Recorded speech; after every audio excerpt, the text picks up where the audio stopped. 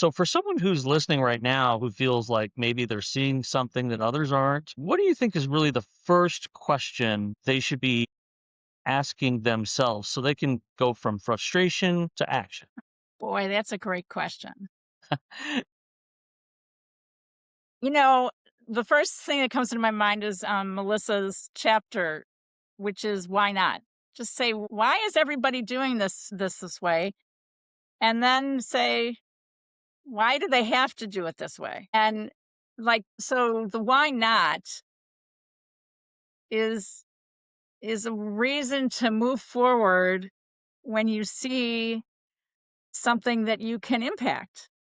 Yeah, yeah. It's And almost eating at you. You gotta do something about it. yeah, I just really wanted to, I mean, everybody wanted to help. Everybody in the book wanted to help something change, and they wanted it to impact a lot of people. So that's kind of how they went after it.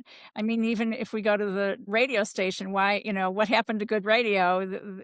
That story, I'll just leave it there. And that was the question she said. Well, that's a great place to go with it because I think now more than ever, we're seeing with entrepreneurs, all kinds of small business owners that asking why not leads to a whole lot of additional questions. And you owe it to yourself not only to ask that, but then see where it goes. Keep going with it. And don't get frustrated the first time maybe that you run into a wall. Bring in some other folks who might be kind of your informal advisory board who, I kind of have this idea. I trust it with some people. You guys are going to tell me, don't tell me what I just want to hear. You're like, tell me if this is a good idea. I think it is. And they'll help you kind of bring that, keep it going, I think. I think that, anybody who wants to solve one problem at a time, Yeah.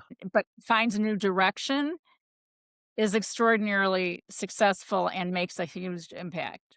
Yeah. 'Cause that's what I see is that every single one of these people said, There's an opportunity here. There isn't a problem. There's an opportunity here." Love And that. would pursue one little opportunity at a time, solve one problem at a time, and then solve more and then if the customers and if that was the group that they really made a difference for, like in the case of Cobell Distillery, they solved one problem, which is make it easier for people to build distilleries. Well, then they had to solve other problems like where do I get the equipment? Yeah. Yeah. They just had to keep solving problems. Yeah. And don't outthink yourself out of a problem too early. If it's, No. you know, just like brainstorming, keep going. Yeah. Yeah. So I feel like all these people built momentum and then just kept going. Yeah. And And that's and what's happening to me. I just, I interviewed 20 people. I have 13 stories. There's no limit. There's no limit on the number of people that are ahead of their time. Actually, everybody has an opportunity to be ahead of their time. You just have to give yourself a chance to say, what else is there?